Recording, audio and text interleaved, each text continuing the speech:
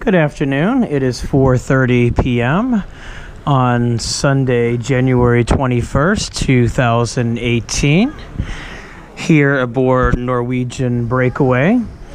We are just kind of spinning our wheels approximately 6 miles from the entrance to the Canaveral Barge Canal, which will take us into Port Canaveral, Florida.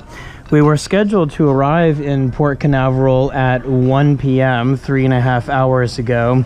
However, we departed New York 2 days ago, Friday the 19th, 4 hours and 40 minutes tardy due to the delayed arrival of Norwegian Breakaway ending its previous cruise on Friday morning due to rough seas in the mid-Atlantic northeast United States region due to some winter storms.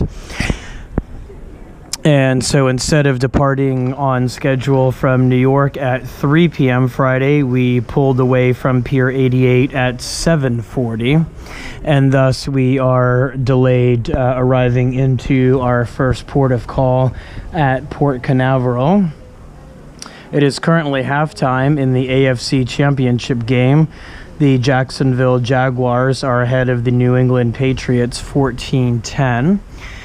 This is my first video of the cruise, shot from my balcony here on stateroom 8776. I have spent most of the cruise thus far asleep after an absolutely grueling and horrendous week moving out of my apartment of 11 years at unit number 504 of the Whitman at 910 M Street Northwest in Washington, D.C. This is my first trip setting out on my 1 to 2 years of being a global nomad. So just wanted to do a little quick film here as we are sitting in the ocean off of Port Canaveral. Don't really understand why we're even continuing with this port of call, because all shore excursions were canceled today. We were supposed to arrive at 1. The latest ETA was between 5 and 5:30, and our all aboard time is 8:30 for a departure of 9 p.m. There is nothing to do at Port Canaveral itself, although it is one of the world's busiest cruise ports. The irony is that there's nothing there except for the cruise port. The nearest town is Cocoa Beach, which is located a few miles to the south. The nearest actual city is Orlando, which is about 60 miles inland. And so it's quite perplexing to me why we are not just bypassing this stop and proceeding directly toward our next port of call tomorrow at Great Stirrup Cay private island in the Bahamas. But we are going, for unknown reasons, to pull into Port Canaveral for a couple of hours, which will be pretty much no time for anyone to do anything except maybe take a taxi to Cocoa Beach to, I don't know, buy a few things or have dinner and then proceed immediately back to the ship. I will not be departing the ship. I am grateful, though, for this port of call because I have several things I did not get done before departing New York. During the just insane rush, I barely made it to the ship. Got to the Pier 88 cruise terminal in Manhattan at 5:46, and the announced revised deadline for check-in was 6 o'clock, although we did not end up leaving until 7:40, so I imagine if I had showed up later, I probably still would have been able to board. But I'm going through my to-do list right now so that once we pull into port and I have cell phone service, I can tether my phone to my laptop and get some urgent things done. Like I have 2 more bills to pay. I need to file my change of address form with the post office, which I should have done a week or 2 ago but have not, and there's many other things like that that need to be completed while internet service is available for a few hours. So that is my plan of action here. I'll try to set up a time lapse for the transit into Port Canaveral, although I believe sunset is in 1 hour, so I'm not sure how much light we will have depending on what time we're actually cleared to proceed toward the canal into Port Canaveral, which I understand from the captain's announcement it is a one-way canal. That is why we are sitting here waiting for some outgoing vessels, and once they have cleared the canal, then we will be given the green light to proceed westbound into the port.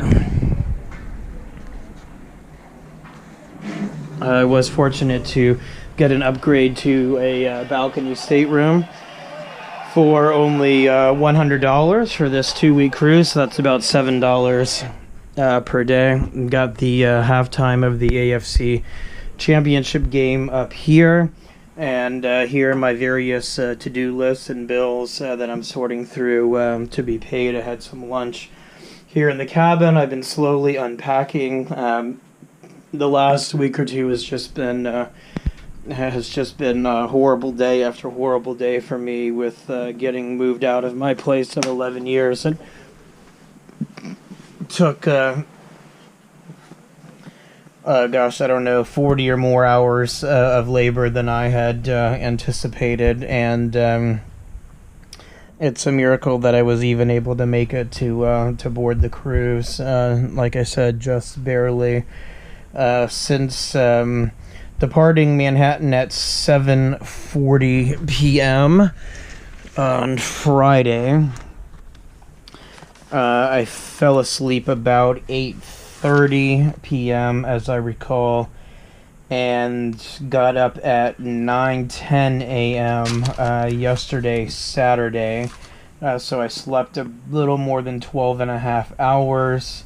Was very poor sleep. I feel like I woke up about 100 times. My hands are in great pain and numbness from all of the moving, carrying boxes, packing, etc. I can hardly move them, and I have lost many items in the transit to get here, including my ibuprofen painkillers, which is quite horrendous right now, as I could definitely use them for my hands. I was up just about 2 hours yesterday morning. I did manage to order continental breakfast room service and read the cruise newsletter. I was feeling horrible, took cold medicine, had an awful cough, a stuffy nose, and ate my breakfast, climbed back in bed at 11 a.m. yesterday, and then slept 23 hours, waking up today at 10 a.m. So I've slept 12 and a half plus 23, about 35 and a half hours thus far.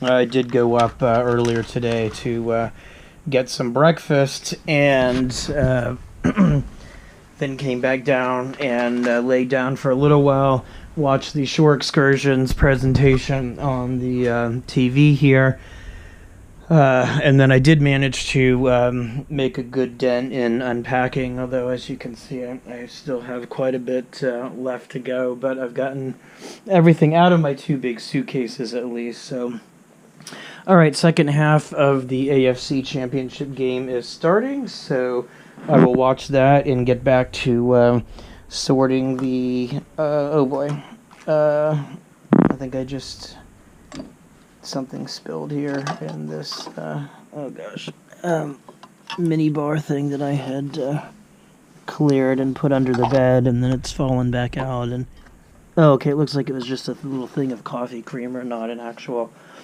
$8 mini bar bottle of rum or anything like that. So I'm rooting for the Jaguars here, the underdog. I don't think they've ever been to a Super Bowl, and the Patriots have been to like 5,000 of them, so I would really love for the Jaguars to maintain the 14-10 lead and take the upset and head to the Super Bowl in 2 weeks, the day before my birthday in Minneapolis. Here's a good gain for the Jaguars. All right, so I'm going to charge up the GoPro and get it ready for doing a time lapse into Port Canaveral.